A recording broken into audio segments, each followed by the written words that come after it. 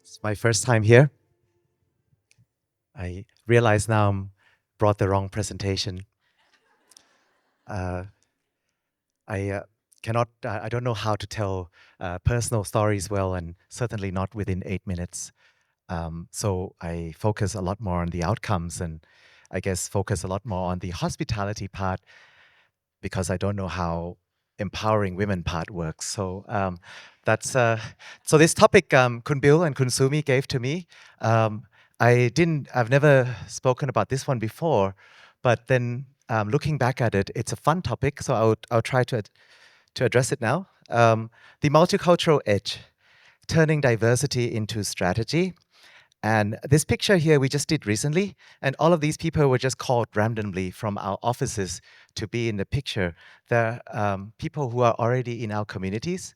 Um, well, except that one. That's my daughter there. So that's cheating. So that's everybody else is already in a community. We have. Just want to illustrate that we are the style of our company, how we operate.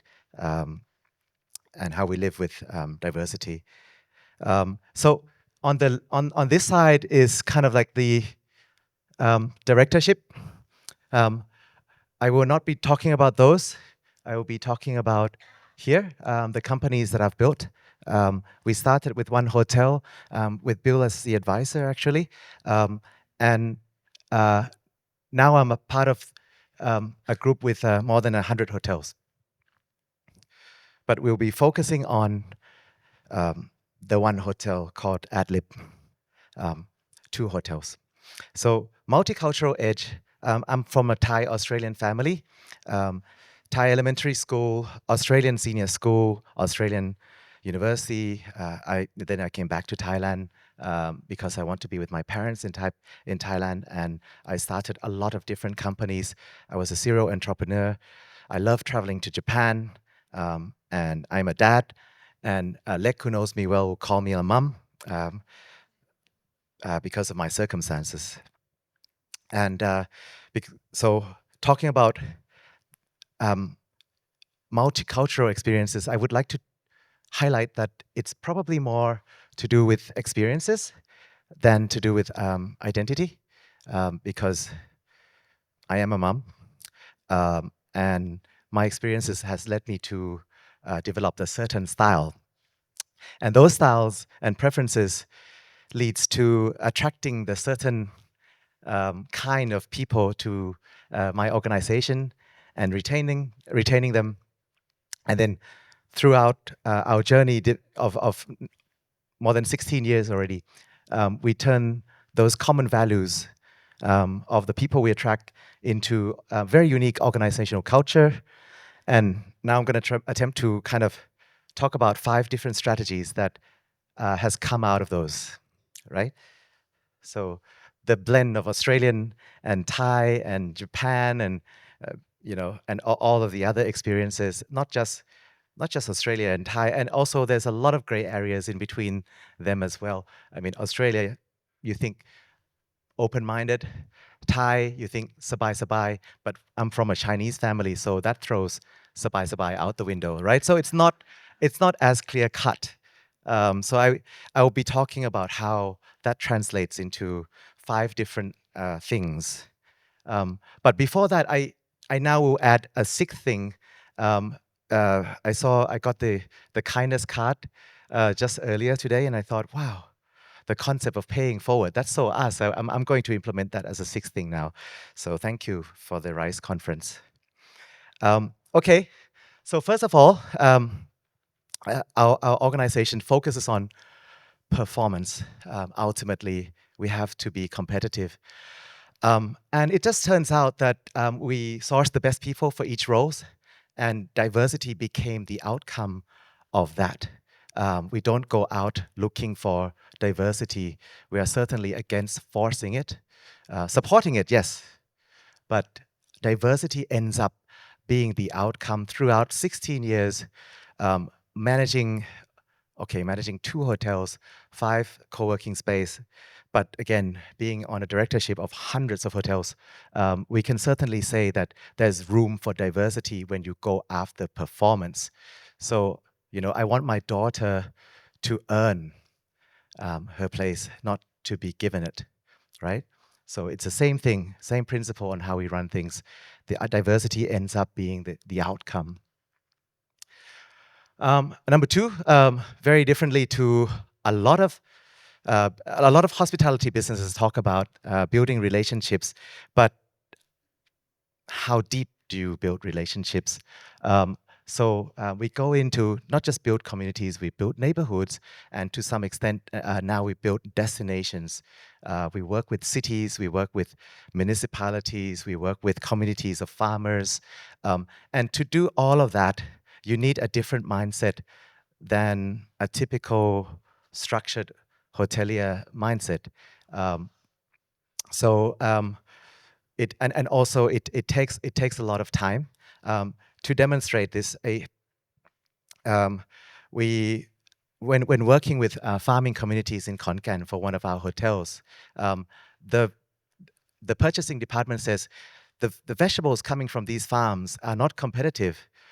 Sometimes they're inconsistent compared to the things that we can get from the market or from very good suppliers, central, macro, um, and then that's the mentality in a hotel industry.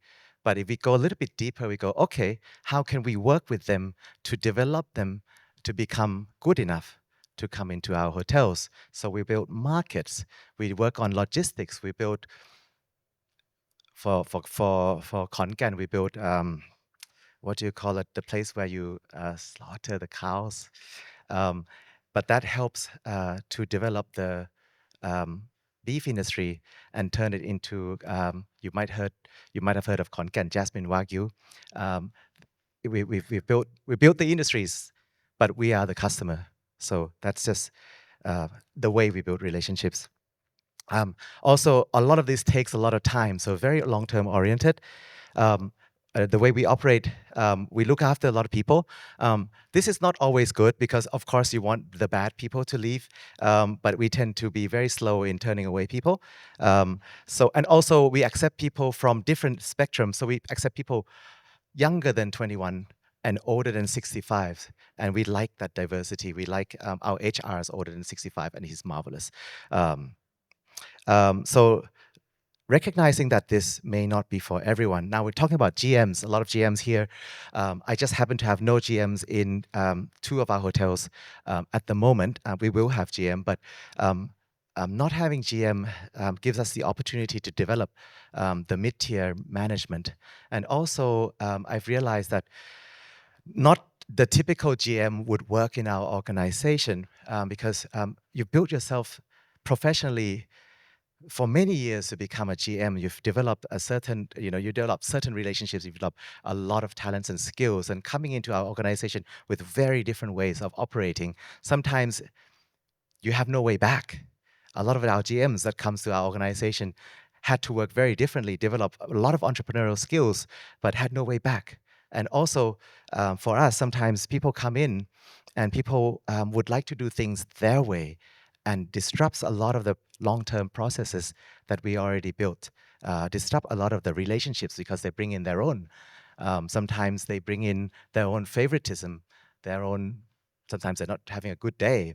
And sometimes it doesn't work the best for our teamwork. So we built a different kind of organization that relies more on high level management as well as supported by the middle level management. And currently we have no GM. Let's see how that works.